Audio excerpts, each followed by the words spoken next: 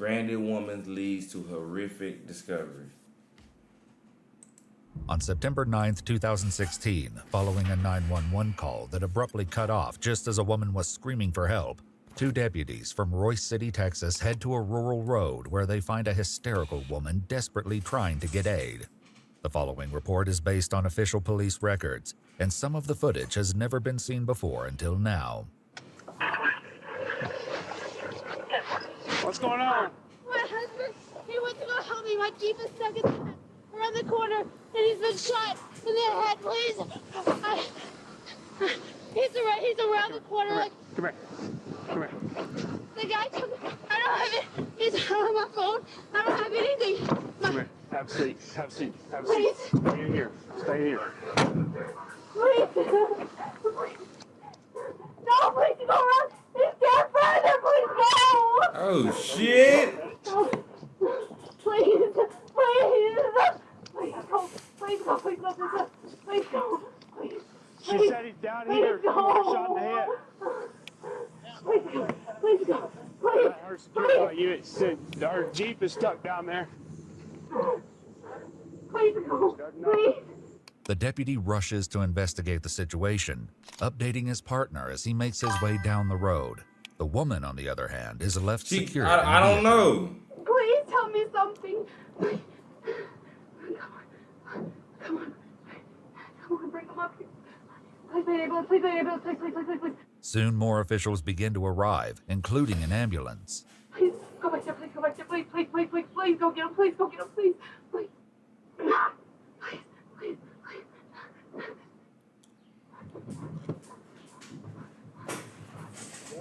No, is he okay? I have blood on my hands. And I ran. That's all I did. I don't have my phone. I don't have anything. Please let him be okay. I can't do this on my own. As the woman continues to panic in the back of the police vehicle, the deputy fills the arriving officials in on the situation. Out there. He's sitting in the middle of the road in a real nice Jeep, vehicle running, head down. Okay. Looks like he's got a wad shotgun up at the side of his head. Like with close contact wound, but there's no burn. There's no gun. Yes, sir. Yeah. What the fuck? I don't know if you guys want to look at it. I don't know. Well, you've seen her yet. Well, I'm gonna want to talk to her. So The ambulance is brought back up the road, I'm notably without the confused. I'm woman's scared. I husband don't know what's inside. going Where are on. they going? Where are they going? Where are they going? She's then brought to the ambulance to be checked out and is soon joined by Officer Meek, who will begin the arduous process of detangling the complicated story of what actually happened on that dark, rural road. So your lungs are clear up here. It's not asthma, okay? hello. You're 100% over here on the monitor. You're looking for that. You want a little bit of oxygen to help you out? I want to. Is it okay? Well, I got to get some information from you real quick, okay? Listen to me real quick. Let these guys do what they need to do, but you listen to me, all right? Just 1 second. What I need you to do is in through your nose, out through your mouth. Slow your breathing down. Concentrate Oh on that. God. So when you listen to him, when he's talking to you, the whole time I want you to think slow in through the nose, out through the mouth. I'm going to give you a little oxygen. Calm yourself down. It's going to... After some deep breaths, the Shit. woman reveals that her name is Chasey Pointer. After being read her Miranda rights, she agrees to speak. Tell us what happened. I was driving from. Shorty ass need a cigarette or something. Oh, hey, I thought, like, 'cause what she keeps saying ain't making no sense. So, like, I don't know. Like, how does she even oh shit, I almost died. How the fuck she even get in touch with a police officer or anybody if she ain't got no phone? From Quinlan. She's from Quinlan. What were And you he just shot him Jeep. and left you Okay. to go. And I was gonna be my husband at the jack in the box. And when he texted me, I told him I was 3 miles away. Yeah, slow down. Slow down. When he texted me, I came around the curve and I went off the road. And I called him to let him know what happened. When I was on the phone with him, he said, I don't think I can make it down the road. So we walked up here, and we walked back to my Jeep. So the gray truck right here, who's that? That's his truck. That's his truck. He came out here to help me, and he backed the Jeep up, and I was sitting right at the back of it, and I went to go get, and I heard a shot, and the Jeep started rolling, and I didn't see anything, and I saw a shadow. That's all I saw. And when I walked up to him, I yelled his name, and I just felt something on me. I ran. I didn't know what else to do, and I dropped my phone. This is where I feel. I don't know where my phone is. Okay. That's all right. Calm down. Yeah, Pretty she slow. they need to let her just like calm down for like 20 minutes and just recuperate and regather herself. Because right now she going through it. So was anyone else out there with you? No, I was out there by myself. I did tell No. him Was it your husband? What's his name? Robert Pointer. Robert Pointer? Yeah, he's a firefighter. I didn't mean to come down this road. I was good on the other road, Uh-huh. and I missed it. So I just took the next thing, and I was looking at my map. It's the only thing.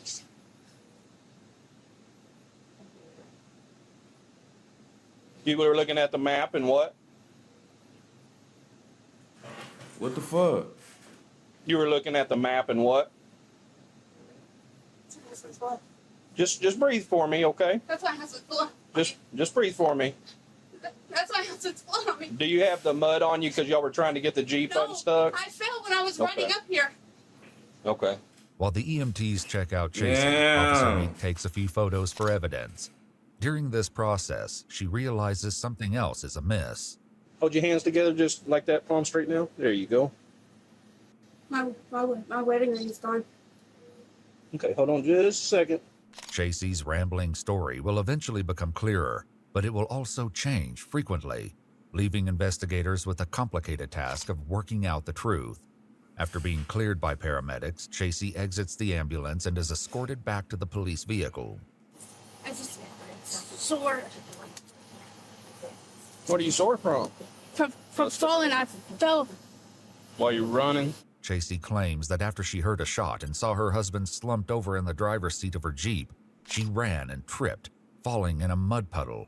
She believes this is where her wedding ring, shoes, and phone were. It's also why she abruptly hung up when calling 911. She claims that she couldn't find the phone after she fell. Chasey then gives the investigator some background information about her marriage to Robert, who is 18 years her senior. We've been having problems, and he's contacted an attorney to get a divorce. Bro. I was okay with that. We've been married 6 years, almost 7 years, and he said that he wasn't gonna throw my stuff out anymore. He just wanted me to come home, and I told him that was fine. He said he didn't want to get divorced, and I told him I didn't want to either. I love him. He's a pain in the, but I love him. The officer asks where she'd been coming from before her Jeep got stuck in the ditch, and she called Robert to help her move it. Chasey says she'd been at a friend's house, but there's more to this story than she admits at first. Whose house was that? Michael Garcia. Michael Garza. Michael Garza? Yeah. Okay. How long you known him? For I don't know, 4 or 5 months. 4 or 5 months? Yeah. Is he like a boyfriend or just friend or?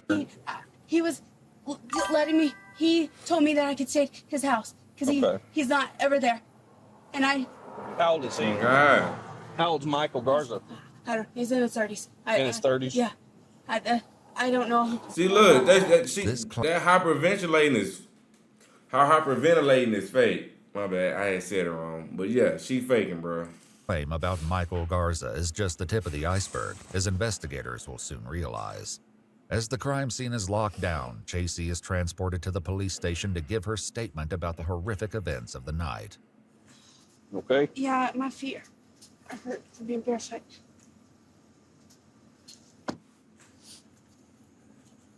Let me get this door.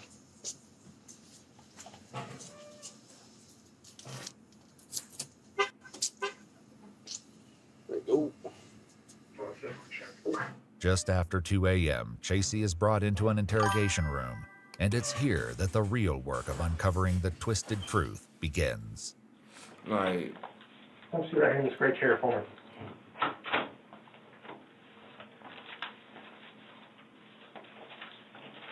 I understand that Officer Meek read you the Miranda rights and everything out there in the field. Is that correct? Yeah. Okay.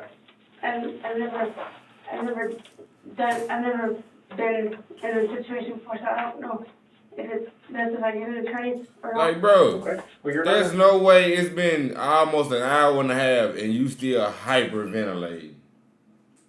What the fuck? Your arrest. Okay. Okay. You're not free to leave because we're still trying to figure out what all happened. Right.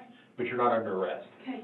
Chasey is left alone for a few minutes, and she seems to finally take a look at the mud and blood covering her arms.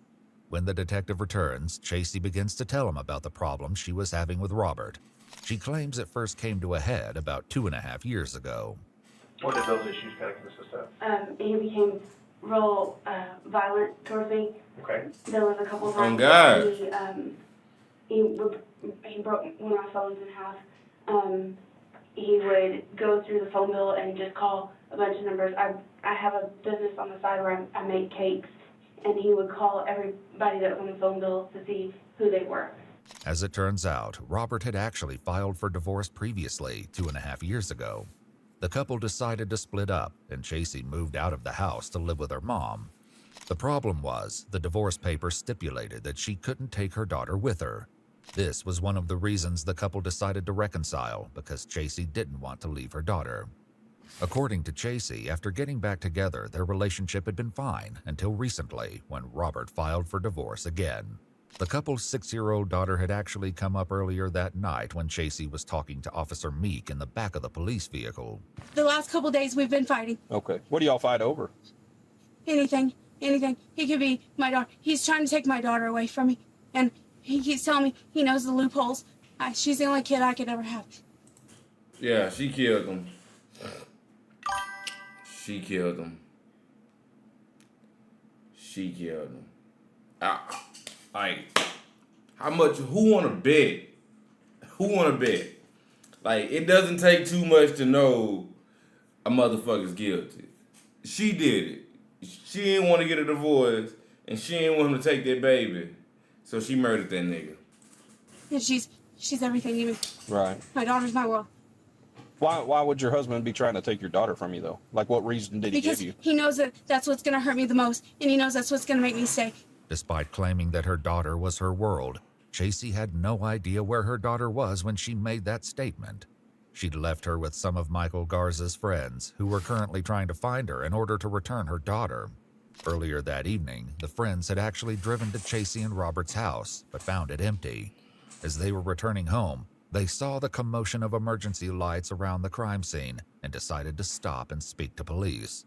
Chasey's daughter is in the back of their vehicle as they discuss Michael Garza and Chasey with Officer Meek. Yeah, they were supposed to be going on a date. I was watching the daughter. Is that why you kept her? Yeah, child? that's why I have her. Okay. And she was like, because she tried to get me to drop her off at somebody's house down the street, and I was like, I'm not doing No, that. that's good. You did good. Police soon contacted Chasey's mom and stepdad to come and pick up their granddaughter. Hello, Jay Harper? Officer Meek.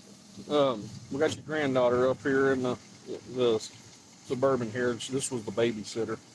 Hey, let's step up here out of the road. All right, here's the deal. They were babysitting your granddaughter today, okay? Because your daughter, your daughter had them babysit their daughter so she could go spend the evening with a boyfriend, and that's what we got. Yeah, that's right what now. she just said. So your granddaughter's fine. That's what I'm saying. Like, I don't know. I don't even know right now. I know for sure, old girl did it. Her reasoning behind it is still kind of, but she. Fine. We just need somebody to take custody of the granddaughter because your daughter's actually being detained right now for our investigation. I can't tell you anything else about the investigation. All I can tell you is she is being detained at this You tell time. us that she's physically okay. Yes, sir. Yep. Has there been an accident? I can't tell you anything else. All I can tell you is she's perfectly fine breathing and everything, talking to us and everything, but she's being detained at this time for our investigation. Is her spouse, Robert? I can't give you any other information about it. Yeah. That's all he needs to know. What's crazy is why did Pops ask about that nigga? He must know something. That's kind of uncomfortable, officer. I understand that.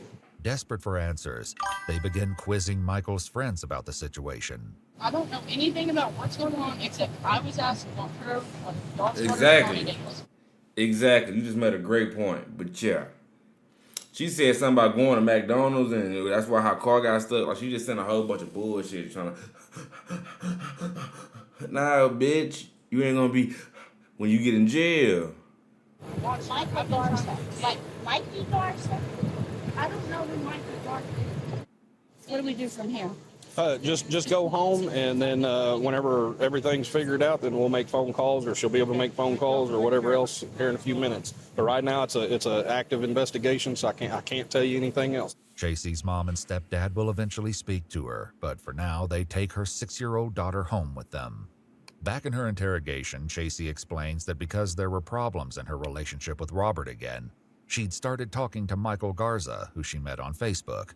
This is only a partial truth. I met Michael Garcia through Facebook. Michael Garcia? Garza, sorry. Okay. I don't know why I always do that. We were just friends. That's it. Robert. Yo, she told the Laws. Maybe. Fucking maybe. Oh no, then they just said Michael just pulled up though? Let's see.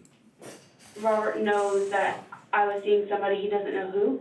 While she's now claiming that her and Michael Garza were mostly just friends, she said something very different about them hanging out earlier this evening while she was at the crime scene. Did y'all like have a date? Was it date night? No, we just hung out. We had sex, obviously. Okay. Well, not obviously. I'm asking. I need you to tell me. That nigga talking about So y'all obviously. had sex. Yes. And how long were you over there? 2 hours. 2 hours. Have y'all ever had sex prior to this? Yes. What's before? Where at? In his truck. In his truck? Yes. And so now y'all have had sexual relations twice. Tonight Yes. being the second time, Yes. right? Yes. And your husband wasn't aware of any of this? No. Okay. In interrogation, Chasey shares an anecdote about what sparked one of her and Robert's recent fights. And he kept asking me who came to the house, and I kept telling him I didn't know who came to the house. I received a text message probably about 2 weeks ago from a number, and I didn't know who it was. And I told Robert about it. I sent him screenshots, and so it kind of sparked a little argument. And he kept telling me that if I didn't tell him who it was, that he was going to kick me out. While Chasey doesn't reveal the significance of this seemingly offhand story, it will later become crucial to understanding what was really going on. He's had a past, he has hit me over the years, not like constantly, but there's been occasions, whether he gets mad at his ex-wife and I get it taken out on me, but I never pressed charges because I didn't want him to lose his job. Okay. And his job is really important to him. Though Chasey mentions Robert's ex-wife Amy, she doesn't go into detail about the turbulence between the two of them. Robert and Amy had been married for 20 years, but divorced when she discovered he was cheating on her with Chasey. Back in her interrogation, Chasey explains that she and Robert had been fighting for a few days, including the night before Robert was shot. I got home and Robert just kept calling me names. Okay. He Yeah. kept telling me that I was and he just felt like I was and all these other things. And I told him, I said, you're being a right now. I said, I'm not going to sit here and listen to it. I said, I'm just going to go. I said, I don't care if I have to go get a hotel room or if I have to go to my mom's. I said, but I'm not going to listen to it. And I started putting my scrubs in my bag, and he told me that if I left, not to come back. Despite this, Chasey had returned to the house later that night, and by Friday morning, the day Robert was shot, their turbulent relationship took another turn just as she was leaving for work. But as I was walking out, he said, I hope you know that I still love you, and I still want you here. So I asked him if we could talk today. While Chasey says that she and Robert had planned to talk about how they would stay together, she told other people something quite different. Michael's friends, who'd been taking care of Chasey's daughter the night Robert was shot, later spoke with police, and what they shared opposed Chasey's claim. And she told him that she was going to go meet up with her husband because he finally said that he would sign divorce papers. While Chasey fully admits to spending time with Michael Garza before meeting up with her husband, when asked about who she was texting and calling while at Michael's house, she leaves out crucial details about a third man, one which complicates this story even further. Man, this nigga done called, done wiped him up on authority and she didn't. So you never spoke to anybody, you never called anybody, you never texted anybody other than Robert? I was texting my friend Brad. He asked how it was going, and I think I said, oh, it's going. Like. What is your relationship with Brad? We're just friends. Okay. And how long have you known Brad?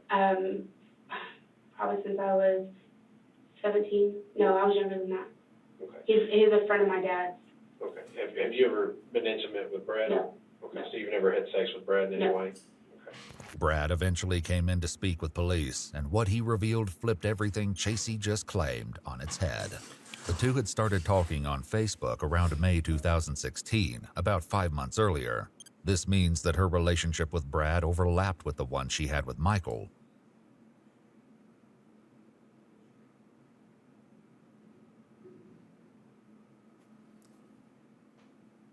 I thought she met this nigga when she was 17.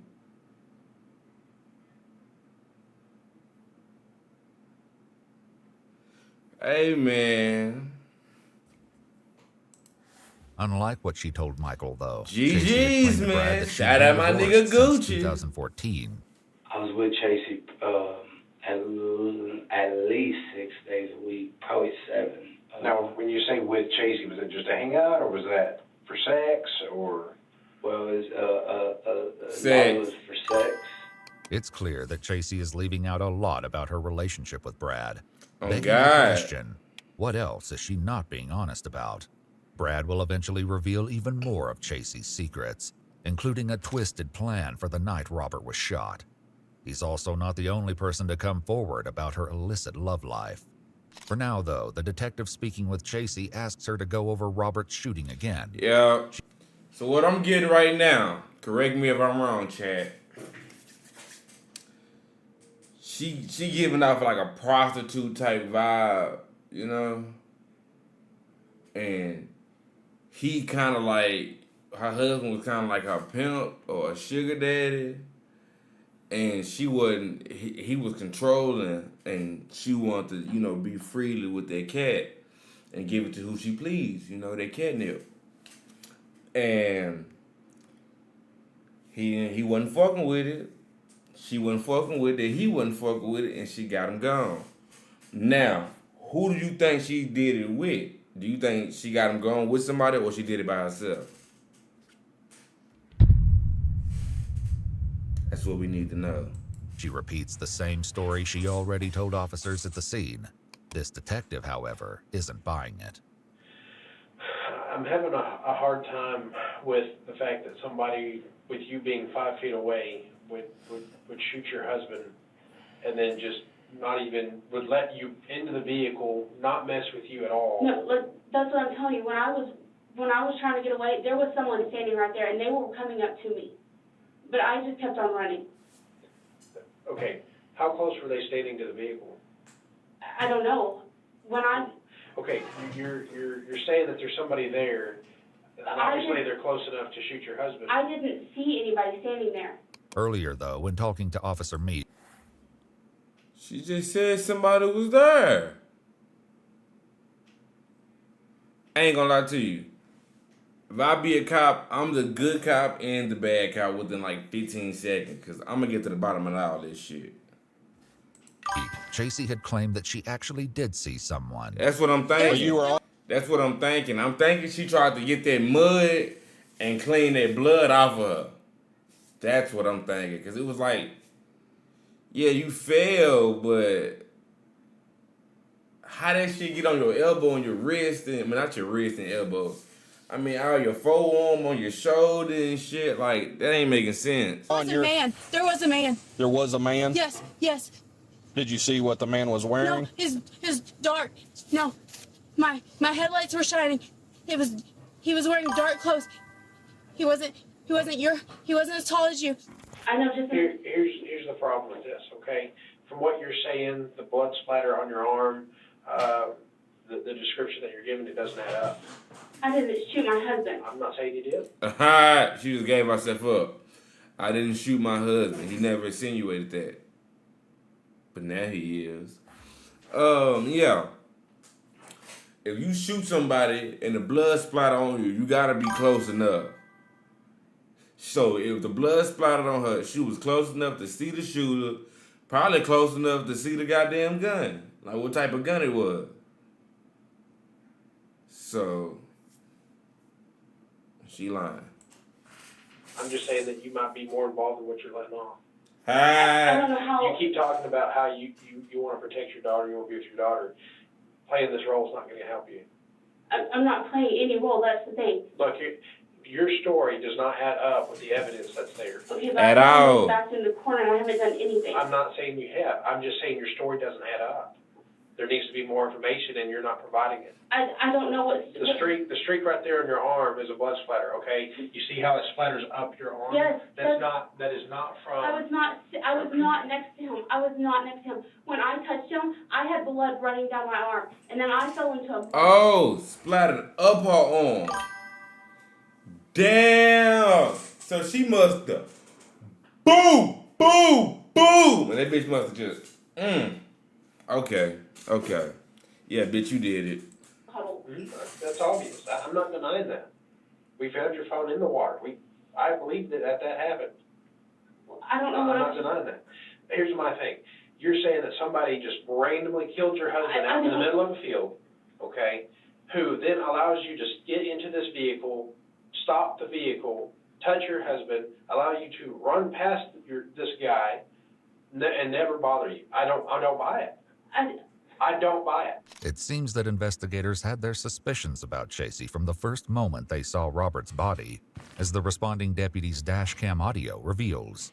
That's why I secured her. I got my doors locked and everything. Somebody can get her out.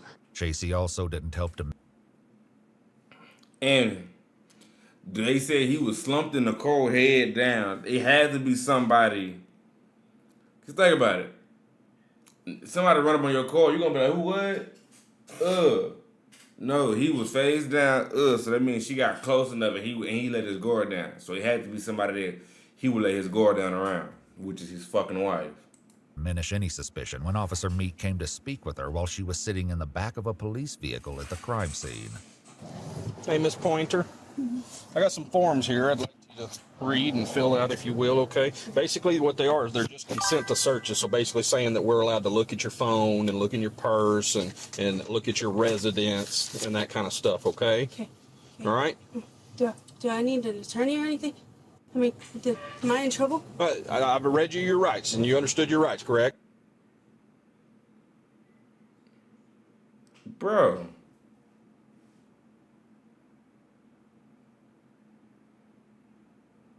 What the fuck?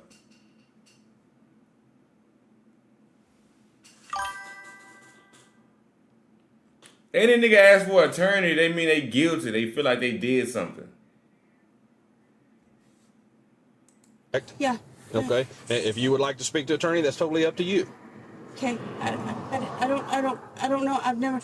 I don't know. No, it's fine. Listen to me. Would you like me to read you your rights again? No, I heard you first. But Okay. I don't know. I've never been in trouble before. No, and I'm not saying you're in trouble. I know. Make no mistake. I don't know. We're doing an investigation right now because we're trying to find out what happened. That's all we're doing, okay? That's fine. So you tell me. Are you willing to fill my paperwork out or no? Yes or no? It's up to you.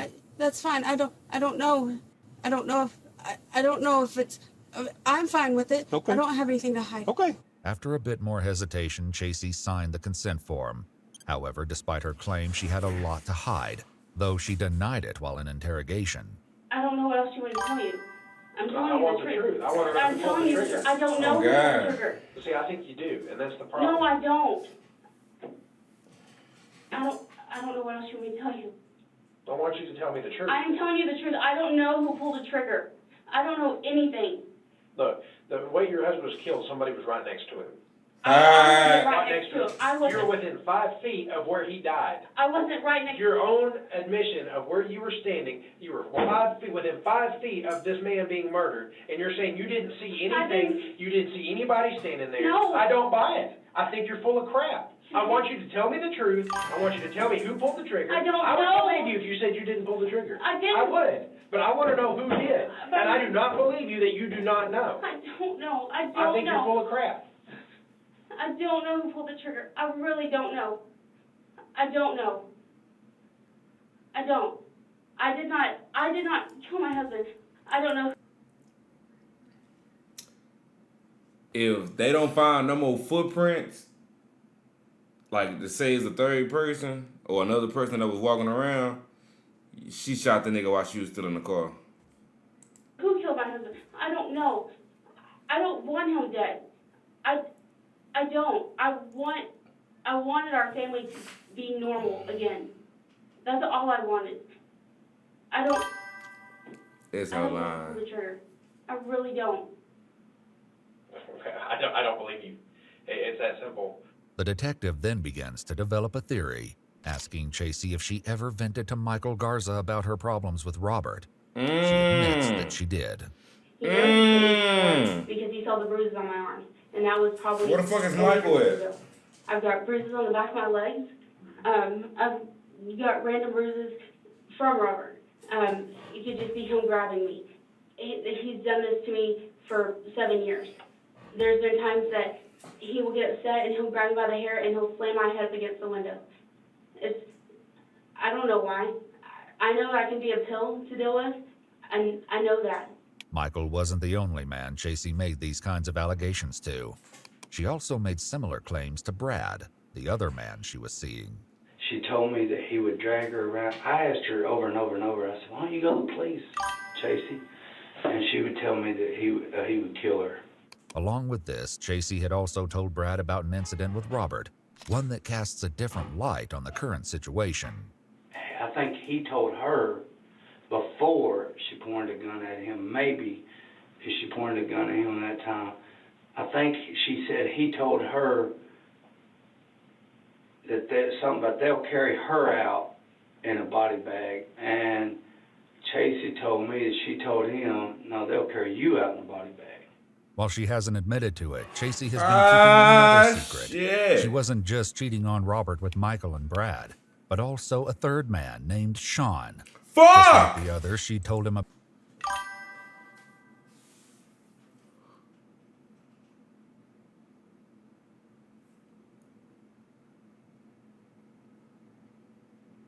There's a fourth dick?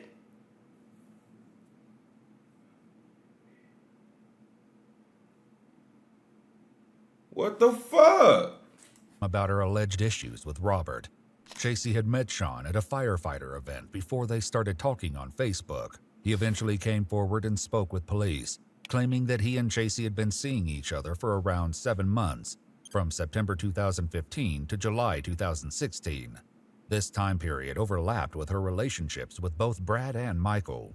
She told me on a couple of occasions that he, would put hands on her or, threaten her. Threaten to divorce her and take her kid and everything, stuff like that. But, she basically painted him to be a monster. Well, she had said that a day or so before, he had grabbed her and was physical with her hand. Shawty going crazy. Like, man, I wouldn't even, God damn. And there wouldn't be anything, no finger marks on the arm, nothing around the throat, nothing. Just like with Brad, Chasey had made a concerning comment to Sean. There were times that she would say, she wished she died in the fire or stuff like that. And, I just kind of blew it off. In her interrogation, the detective continues to try and pry the truth from Chasey.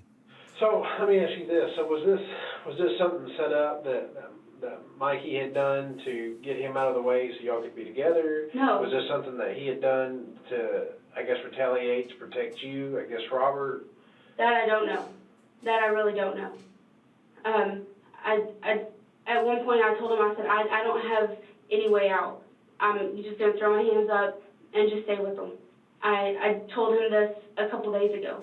I told him I've been with him for almost 7 years.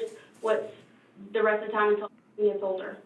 And he said, you shouldn't have to live like that. He would tell me he was gonna come over and basically just beat him up, is what he was telling me. Mikey was. Yes. And I kept telling him, there's no need for that.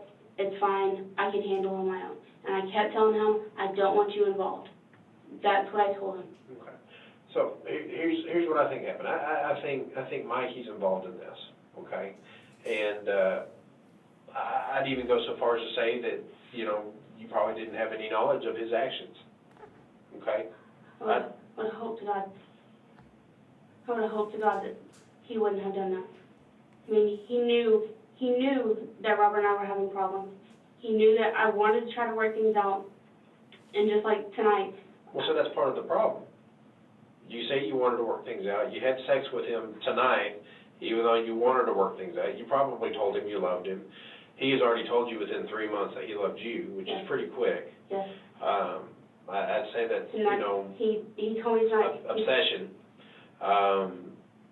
He's already said that he would do violent things for you. I believe that you saw Mikey do this, you panicked, and that's the way you went, which is why you are unscathed in this. Somebody that just cold-blooded murders somebody, okay, does not let another witness just leave. I didn't see anybody, but if I had to guess from things that he said to me before, I would say it was him. That's not good enough. That is not.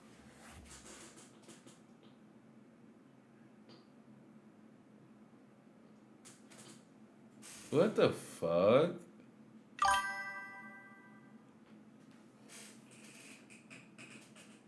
It's not. Hey, man.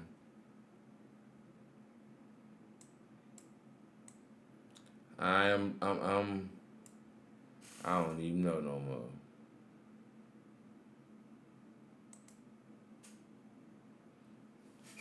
I don't even know no more, twin. He had made comments to me about family and friends. That's not good enough. You're 5 feet away. 5 feet. You are this table length distance away. Somebody taking a shotgun, pushing it right up against your husband's head. Boom! No. Boom! And you're telling me you see nothing? You see nothing. There was nobody standing next to him. Nobody standing next to him. There was nobody standing next to him. Following this confrontation, Chasey's story changes dramatically. Don't lie to me. You're going to take a fall for this. You're never going to see your daughter again, okay? All because you're trying to protect somebody else. He did it. You saw it. I didn't see him. Then how do you know he did it? I did. He had a box of gloves sitting on his kitchen table. A box of rubber gloves. He had a camo shirt sitting there next to it. He had a camo gun. I don't know what it was. I don't know anything. There was a trash bag sitting next to it. She now adds another element, notably something she hasn't mentioned until now. He has told me that his family was part of the Mexican mafia. Who did? Michael. Okay. And that he could make people disappear. So Mikey told you that he could make people disappear? Yeah. And what did you say to that? I told him that that's not. Damn, she done snitched on the cartel. She done brought down a Rico on these boys. Somewhat unsurprisingly, this new version contradicts something Chasey said earlier about Michael while sitting in the back of a police cruiser at the crime scene. Do you ever make any type of threats towards your husband or anything like that? Nothing. Now, though, Chasey is painting a very different picture of Michael.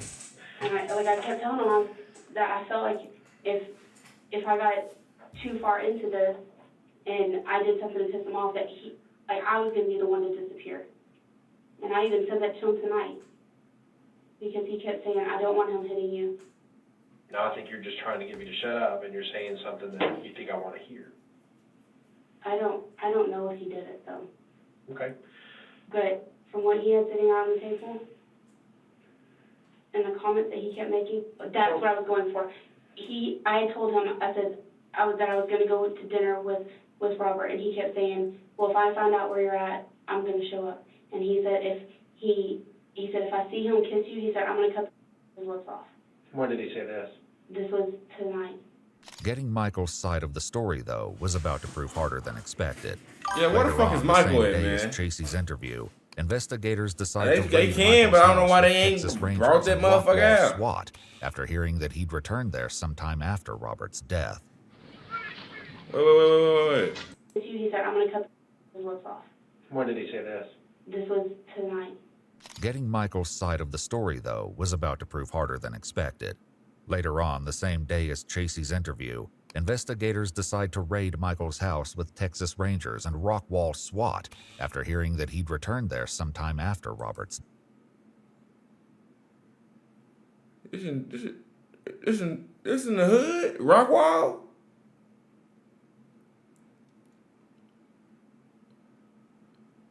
Death.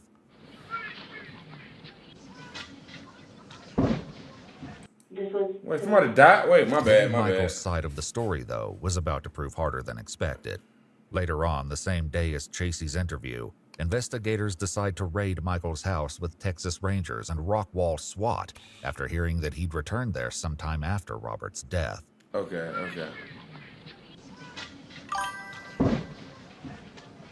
Yeah, the husband, Robert the husband.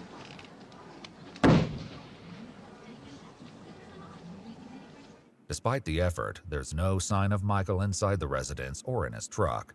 Here's some more camo and black clothing. Why would you have a camera system and it facing the wall? Oh. Unless you have someone here you didn't want people to see. Yeah. The hunt for Michael will continue, so for now, investigators make do with Chasey's version of events. After a quick trip to the bathroom, the detective continues questioning Chasey, and it seems like the break gave her time to think, because when they start up again, she has an entirely new series of events to share, now claiming that she actually did see Michael standing at the side of the Jeep. When I took off running, he pushed. Mikey pushed you? He pushed me down, and that's when I dropped my phone. And my phone was right in front of me, and the screen was lit up. I don't know how y'all can do it. If y'all can, the call was ended. He picked up my phone, he ended the call, and he threw it down in front of me, and I was on my hands and knees in the mud, and I couldn't find it. Though she'd been claiming up until now that she dropped her phone in the mud puddle, causing the 911 call to end, when authorities first arrived, Chasey slipped up. The guy took it. I don't have it. He's on my phone. Does this slip-up indicate The that guy she's now took finally it. telling the truth about what happened to her phone, and Michael took it from her? Or is this all still an elaborate lie? I didn't want him dead. There was, But you just didn't want him, you didn't want to be with him anymore. No, I wanted to. I wanted us to work things out. Despite this claim, Chasey had slipped up again while at the crime scene. So your husband knew Mr. Garza? No. And that's why we've been having problems. I didn't want to be married anymore. Chasey's text messages also reveal another side to her story. When texting Sean, the third man she was seeing, about hers and Robert's relationship, Chasey wrote, "I only have one way out of this, and it's not going to happen anytime soon. And I hate him so much, more than I've ever hated anything in my life." If that wasn't clear enough, she also told him that I would be better off with him gone, benefits and can't lose custody. Chasey's lies continue to pile up, and there are still many more to be exposed. After hearing her latest story, the detective leaves Chasey alone again. Can't get his face off my head. Here's what I want you to do, okay? I want you to write out everything that happened tonight, okay? Everything that's pertinent information, okay? I want you to take your time. I want you to write it out. And remember, if you lie on here, it's against the law, okay? Charges could come to you if you lie, okay? Just know this is also your opportunity that after we talk to Mikey and he tries to throw you under the bus, because I guarantee you he will, this is your one opportunity to get all the truth out there. After filling out 5 pages for her statement, the officer reviews it and then confronts Chasey with what he's discovered while he was out of the room, catching her in yet another lie. Fuck. The area where she said her vehicle had become stuck didn't have any trees big enough for it to be trapped. A four-wheel drive Jeep like that would not get stuck where you're saying it got stuck. No, I wasn't telling him I was stuck. I told him that I went off the road. And that's what I called to tell him. This is another direct contradiction to what Chasey said at the scene. Where was it stuck? In the front, in the rear, the side? It was in the front. Okay. There's a branch, and I couldn't get it to back up over it. Okay. And it was hung, and there was tree branches on the inside. Was it across the road, or was it on the side? No, it's in the ditch. I went off into the ditch. Okay. You God. seemed upset. You haven't. I don't know. It's almost been like just a blank slate, like almost like you've prepared for this. Hearing this and perhaps realizing that she isn't going to be able to sell this story, Chasey once again adjusts the details, now saying that when Robert threatened to kick her out of the house, she asked Michael what they could do, and she claims he said he would have someone kill him or he would do it. The last thing he told me was, if I do this, you're going to be right there and you're going to watch. Why they ain't booked this bitch already? I told him I didn't want to. First he told me that he wanted me to meet him in Dallas to talk. So this is in the hood. What the fuck? Shout out Dallas, man. Everybody ain't your friend. He kept saying that he wanted me to bring him as far into Dallas as he could, or as I could, because he wanted to make it look like a robbery. According to Chasey's latest version, Michael had planned to burn Robert's truck and the clothes he was wearing in order to cover up the evidence. However, that didn't happen, and so they went with a new plan. Chasey admits that she drove down the rural road, went into the ditch, and called Robert to come to the spot where Michael told her to stop. Now that she finally seems to be closer to the truth. If it was a payment involved, then yeah. If it wasn't a payment involved, they'll look at it as premeditated. Chasey goes over the shooting once again. Robert had pulled the Jeep out. And I heard the move. He didn't even have time to react. And he shot. Oh my God. He shot him. I told him to stop. You were screaming at Michael to stop? Yes. I wanted him to know what it's like. Be bullied all the time. Oh, God. He's constantly telling me how worthless I am. I'm a bad mom. I'm not a bad mom. Even though it seems like Chasey has finally begun to divulge the truth, there's another element that she has withheld from all versions of her story. When Brad came to speak with detectives, he revealed that around the time of the shooting, he was actually in contact with Chasey. Whenever you guys said I talked to Chasey about 10 o'clock at night, it was the night obvious of the murder. She told me she was at the hospital. Chasey made the call to 911 at 10:48 p.m., meaning that Chasey was on the phone with Brad just before the shooting. To explain the time she was spending with Robert or one of the other men she was seeing, Chasey had told Brad that her grandfather was sick and was visiting him in the hospital. She even told him that he'd passed away that evening. I even got messages showing she was on her way to my house whenever all this went down, but I thought she was leaving the hospital. Brad now suspects that Chasey had planned for him to be her alibi for the time of Robert's shooting, as she was supposed to stay the night with him.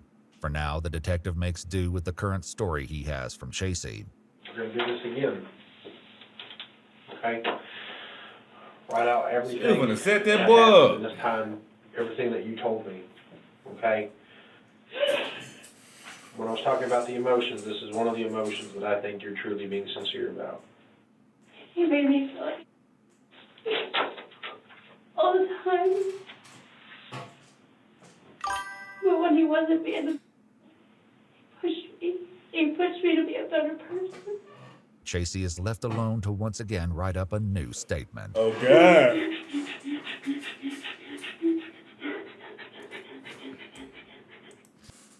There she go with that fake ass breathing again. During his interview, Brad posited a theory that Chasey may have had ulterior motives when telling him about Robert allegedly hurting her. Why would she show me this gun away? Why would she be telling me that he was abusive and this and that? I mean, either he was, or she was trying to get me to say, I'll help you. You know?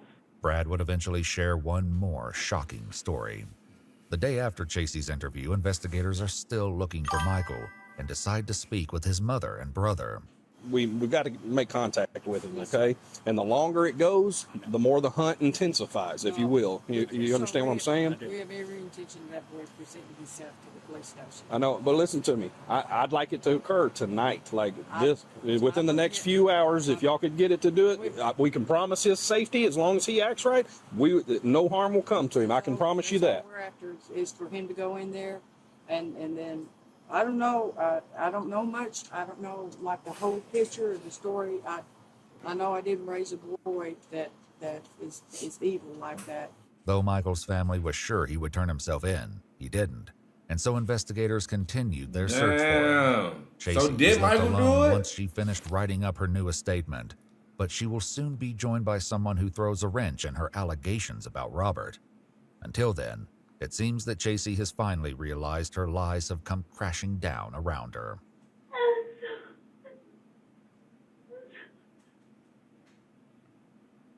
I'm so sorry. I just want to stop beating up. Chasey is eventually joined by her mother and her stepdad. You know her physically? Can you tell us? The truth. And it's being recorded. Robert and I have been having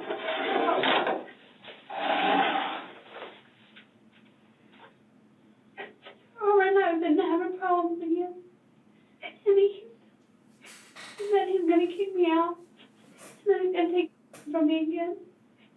I talked to Robert just. So why the fuck you ain't gonna live with your mama?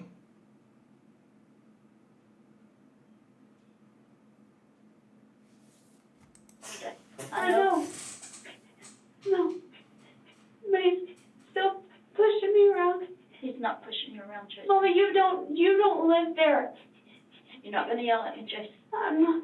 Chasey's own mother isn't the only one who has reservations about her claim that Robert hurt her. Chasey and Robert's neighbor later spoke with police, and she claimed to have spent a lot of time with the couple. Well, I look at this and I look at, how she says that he was beating her and she just wanted him to be hurt. And I'm like, no, there's no way. There's no way.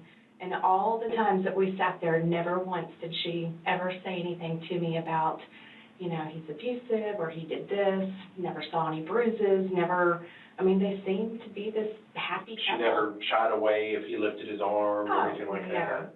Robert's ex-wife, Amy, also has her doubts about Chasey's allegations. Did you ever see him get physically abusive with her? No. He stood there. Anytime we saw that she would lose it, he just stood there and took it, because he was a big man. So, it didn't really faze him, Okay. Was he ever physically abusive to you? No. Okay. Never. If he got upset about something, he was more inclined to be quiet about, and then bring it up later, at a later time. But no, he never was abusive, never. That's fucked Never, up. I don't even remember him ever yelling or anything like that. Robert's daughter, Nicole, also shared a story about a fight she witnessed between Chasey and Robert, casting further uncertainty on Chasey's claims. They got into an argument, Dad and Chasey did. Okay.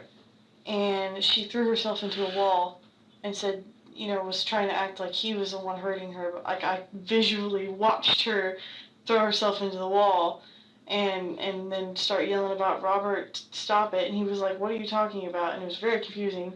Back in the interrogation room, Chasey attempts to plead with her mother and stepdad. I didn't want him to kill him. I just wanted to... Hey, yeah, nah, for real. I just wanted something to scare him. Oh, no. She just wanted Michael Garza to scare Robert. Stop it. You're hurting She's so fucking delusional. Ain't nobody never hurt you, bruh. Man, what the fuck? Shirley, do you want to go out? Officer, can we get my wife out, please? I yelled at him and I told him not to. I told him not to. She don't even care that her mama crying. This is very sad. She don't even give a fuck that her mama know that she lying and all that, cause you know your child. You know what your child is capable of and what, you know. She just wants somebody to hear that story. Bitch, you're lying. Stop lying. Man, I hope they throw the book at this bitch. Look at him, he did it. Booker. I told him not to. After Chasey's mom leaves the room, her stepdad attempts to get Chasey to see the big picture. I need you to calm down so you don't physically get a heart attack or a stroke, okay? What's done is done. Now we got to try and work our way through the details and see what to do next, okay? There's nothing I or your mother can do for you right now, okay? Please, please. We will. You know we will. You don't have to worry about that. I don't. We haven't told her anything. After taking some time to calm herself down, Chasey's mother returns. I'm trying to get her to eat something. You need to take care of yourself, Chasey. Listen, no.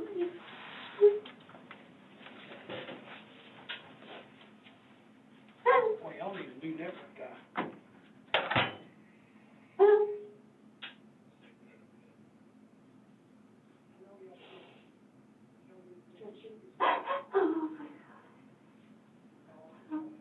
Listen to me. You have got to tell the truth. Fuck. I did. I'm so scared. I told him I did. The only thing that's going to save you. Though she's repeated her story countless times by now, when speaking with her mom, Chasey adds a new detail, this time about the location of her wedding ring.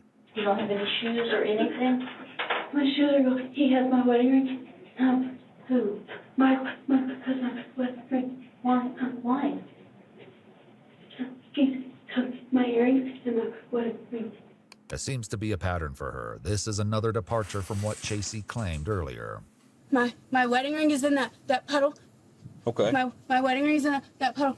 Why There's does still one more. Why does this wedding ring hold? Like, I know why it holds value, but why does bitch you going to jail for murder? Why do you care about a wedding ring right now? You going to jail for murder? Money? Oh, you think she on drugs? I mean, that's my first assumption with anybody is dope. But what you think? Let me know what you think. Element of this twisted story. Though Chasey had concocted an intricate web of lies, everything had started to fall apart in recent weeks. Just under 2 weeks before Robert's death, Brad decided to go to Chasey's house when she wasn't answering her phone. He'd been to the house many times before, and Chasey told him that she lived there alone with her daughter. He claimed to have never seen any sign of Robert until that night. She answers the door in kind of a frantic way and is pushing me down the sidewalk. Like, opens the door, answers the door, and just kind of like shoving me back on. She said, Brad, he's here. Just get on going. I said, Chase, easy. I said, don't worry about whatever. She said, no, get going, Brad. He'll kill you or whatever. That's what she told me. Earlier in her interrogation, Chasey made an offhand comment about Robert wondering who had come to the house. It seems that the person he was inquiring about had been Brad. And he kept asking me who came to the house, and I kept telling him I didn't know who came to the house. Despite Chasey's denials, it seems that Robert suspected Chasey was seeing other men. He'd even installed a security system inside the home to try and catch her. Robert's daughter actually spoke to him a few hours before his death, confirming that he'd planned to leave and take his and Chasey's daughter with him. He was complaining, kind of, about her and how I guess the marriage was not really a marriage anymore. Like, she didn't sleep in the same bedroom, and it wasn't sunshine and rainbows. Sure. And he said she was kind of nuts. And then he also told me that he was supposed to meet her that night so they could try to work things out, like, because he wanted a divorce. and he was going to try and take. In the interrogation room, Chasey's mother struggles to come to terms with what her daughter has done. I don't know. Her mama hurt. I don't know. It was that bad. Why couldn't you come to us? No. I didn't want to. I can't. Tracy, I love you, but I can't. I can't. He killed our Robert, Tracy. He killed our Robert. I didn't want him to do it. I just wanted him to scare him enough that he would quit doing it for me. I don't want to hear it anymore. I love you. After her mother leaves, Chasey once again breaks down in tears. Oh, God. She isn't left alone for long. Ma'am, Champion, come on over here. You're being placed under arrest for conspiracy to commit murder. Do you understand that? Turn around, put your hands on your back. She's going to pat you down, okay? Right quick. Just put your hands up there. She's going to pat you down. Do you have anything on you? Okay, if you have anything on you, I don't. in you, and they find it at the jail, you could be charged with it. Just understand that, okay? The only thing I just have on that. That's all I have. Okay, they'll take care of that. Okay, let me see your hands. I'm going to put the gun real light, okay? Okay, you good right there? See how it's moving? You got small. Following Chasey's arrest, Michael Garza turned himself in 2 days after Robert was shot. If investigators hoped to hear his version of events, they would be sorely disappointed. How are you? How about yourself? Doing all right. My name's Michael Burke. I'm the detective from Royce City, okay? Quit standing up there. Take your handcuffs off of me. As soon as the detective gets Michael's handcuffs off, he reads him his Miranda rights. I'll tell you what. I'm going to give you an opportunity to speak. Tell me your side of the story, okay? We've already talked to Chasey. This is your opportunity to kind of say your side of the story, what happened, and we'll go from there. Speak with the attorney. Okay. Yeah. Michael Garza He turned himself in 2 days after everything went down. never did share his side of the story. However, some of his friends came forward and spoke with police, sharing what he apparently told them. They said that following Robert's shooting, Michael came directly to their house and made comments about up, and said that he was in big trouble. He also claimed that, quote, "the set me up." In his version of events, Michael told his friends that Chasey asked him to go with her to meet her husband that night. He says he brought his shotgun and drove in Chasey's Jeep together. He claimed that as they drove, Chasey said they were just going to kill them. Michael said that he got scared, got out of the Jeep, and ran into the woods. He claimed that when he heard a gunshot, he then ran all the way back to Quinlan. His friends were skeptical of this story, especially because he added that he saw the police lights as they responded to Chasey's 911 call, yet he'd apparently been running away at the time they would have arrived at the scene. As well, other evidence turned up. On October 17th, while harrowing a field near the back road where Robert was shot, a farmer came across something and immediately called the police. Shotgun.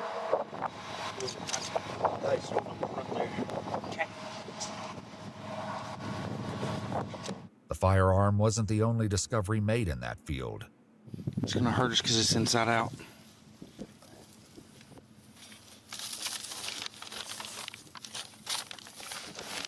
A balaclava is also found abandoned nearby. With Chasey's confession and this evidence, Michael Garza was convicted of first-degree murder for the intentional use of a deadly weapon and sentenced to 99 years in prison. Damn, how much time she Chasey get? Pointer, on the other hand, was convicted of first-degree murder for intentionally